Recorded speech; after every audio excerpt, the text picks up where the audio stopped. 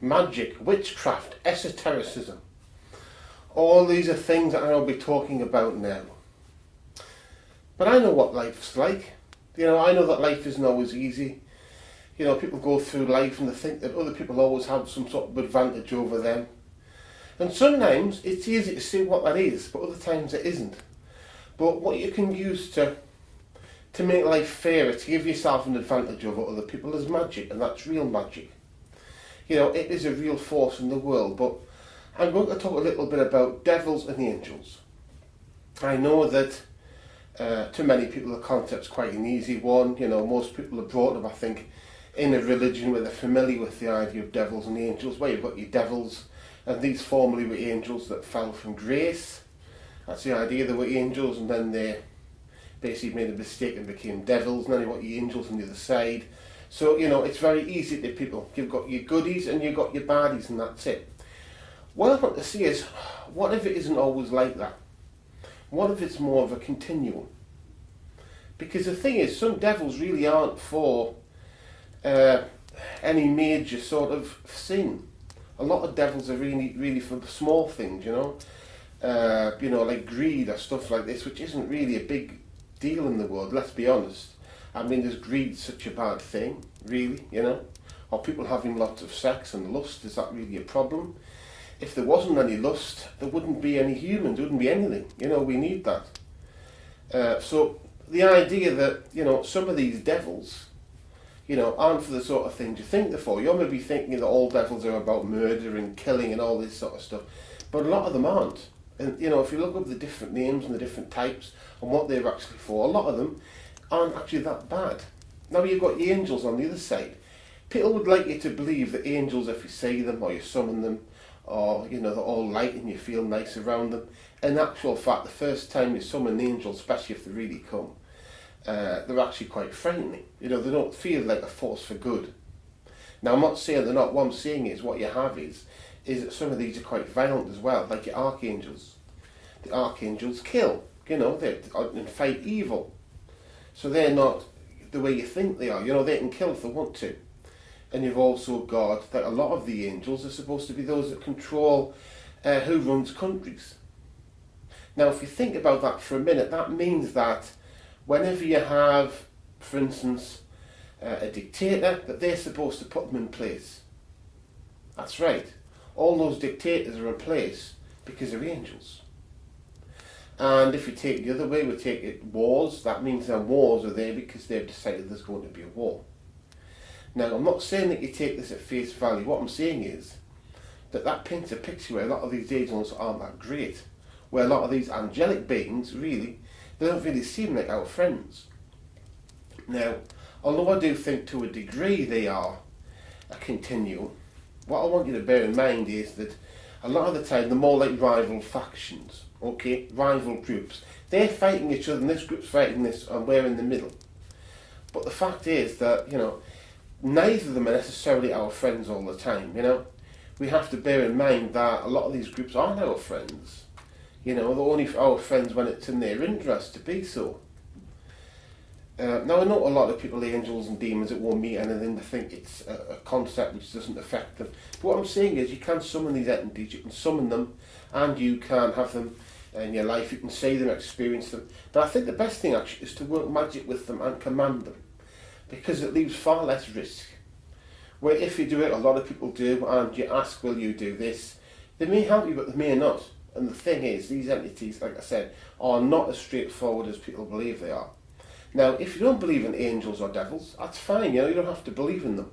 All I'm saying is that, question things. Don't always think that they're necessarily, that the belief of religion is, these are good and these are bad and that's it. What I'm saying is, a lot of these things really aren't that bad. A lot of the bad things aren't actually bad, really, I mean, if you look at the 10 Commandments, okay, some things are bad, like, you shall not steal, you shouldn't, murder people, that seems good. But is envy really that bad? I mean, to me, envy is your own business, If you're sitting out there and you're envying me or somebody else, that's your business, that's nothing to do with me, really, That's not, that's nothing to do with me.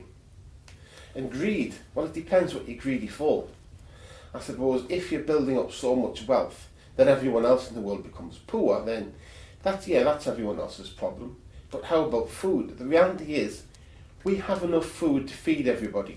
Okay, we know that if you overindulge, you're likely to get health problems. But again, it's down to you, isn't it? Really, if you want to just sit and you want to eat a whole bag full of chocolate, it's your life. It's not my life. I'm not here to judge you. It's the whole idea that it's evil because there's no more chocolate for anyone else. You know what? Modern farming is really good. We need more cocoa beans. We'll just produce more cocoa beans. They'll just use more intensive farming. It's not like there's a big problem there. Really, there isn't a problem like there was in the past. If I eat a lot, it doesn't mean that you have to starve, because there's more than we need anyway. That's all I'm saying.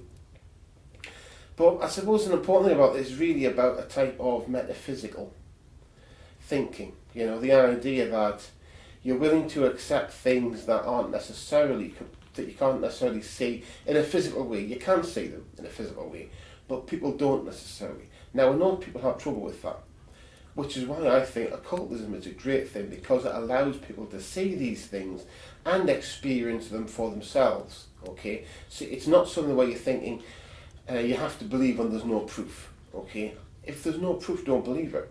What I'm saying is, if you summon them, you will then have proof that these things exist. And that puts you in a different situation. It's the reason why lots of people in the occult start off as cynics. And they do it because they want to disprove it to somebody. And then they discover something and they experience, and then they start to believe, because it gives them proof. See, religion really doesn't give you proof. Religion comes from the perspective that if you don't believe this, you will go to hell. That's what they always say.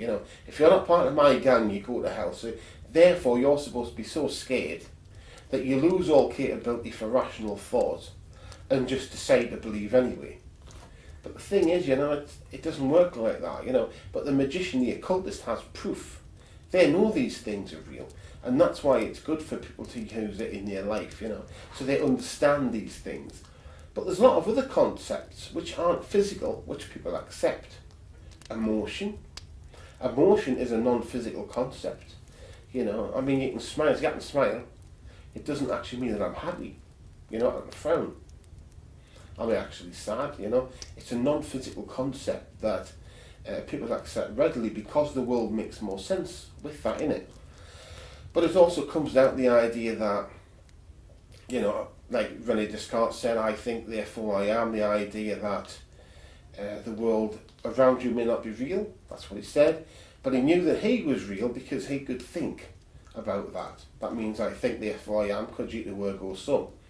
But if we take that a little bit further and we say, okay, I believe the world exists and the people, then what you're saying is all there is human experience. And that means every experiment, every scientific study that's been done has been based on human experience. So even if someone says, I did this big experiment, we did this, we had this physical proof, what you've actually got is experience of physical proof. Now, I don't say that to attack science. I don't. And the reason I don't is because what you're really left with is quite simply uncertainty. Now, in actual fact, science understands uncertainty. They know that things are uncertain and they're able to deal with that. That's why you have things like statistics and things like to deal with uncertainty. The things aren't always easy to deal with. But what you also have is other concepts as well. What you can also say from that is that if all you have is human experience, then you've only got that person's experience of it. So the more witnesses you have of something, the more reliable it is. And that, of course, would be the same if it was an experiment, or whether it was something that was a sighting of something. Say if one person sees a flying saucer and no one else has ever seen one, then that would be strange, that would be unreliable. But if loads of people have seen them, which they have, then that would be reliable. The same goes with things like ghosts, demons, all the things that lots of people have seen.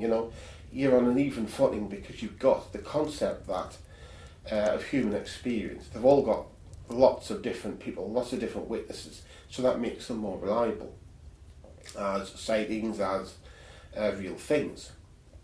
But of course, that means what we're really down to is the fact that people can lie. So what you've really got is uncertainty, witnesses, and testimony, human experience. I suppose stories as well, because people tend to remember things as stories. People tend to be good at that. It's why a lot of people have trouble remembering equations, because they're not stories. So it's things that make rational sense to them, things that fit in culturally. So you've got that as well. But the most important thing you have, I feel, or at least the most important thing to you, is usefulness. See, that's the thing. It's difficult to prove anything completely. Some would say impossible to prove anything completely. Okay, we just have to live with that. That's the world works. But what we do have is usefulness. Now that means that if you use the occult, which many people do, and they say they experience their things, then of course you have human experience, yeah, and of course if other people see them as well, that means you've got a greater degree of certainty. And these things also become part of your life experience, the stories that make it real life. But the most important thing is usefulness. And what I really want you to understand is that occultism is useful. It is a useful thing for you to do. It will help you. And that is ultimately the most important thing that anything can do. A lot of people forget in all this, they forget in the whole picture of what's in it for me or what's in it for you. They lose that concept. It becomes about this or what the mainstream media think or what they think. It's not. It's down to what's in it for you. And the reality is, occultism is beneficial for people. Okay? A lot of people would say rituals were the placebo effect. But the reality is the only description of the placebo effect which makes any real sense is the occult one. Okay? If you look at the one the scientists had for a long time, it wasn't really right. They had to alter it time and time again. But also it can be stacked. And also we have far greater understanding of this than they did, because what they were talking about is magic, real magic, occultism, esotericism. But they want to give it a word, and of course the way they use it, it has quite a weak effect, because they're not really have any real understanding of it. Okay? So that means it's a real effect in the world. Your will, your thoughts can affect the world. Okay? But like I said, it's useful. It's useful whether you use it yourself, whether you buy a book and learn occultism. It's useful whether you get someone else to do it for you. You can get someone else to cast a spell for you and it will still work and it will still be useful for you. It's a useful thing for you to have in your life. Use magic, use real magic, occultism, witchcraft, sorcery. Have these within your life.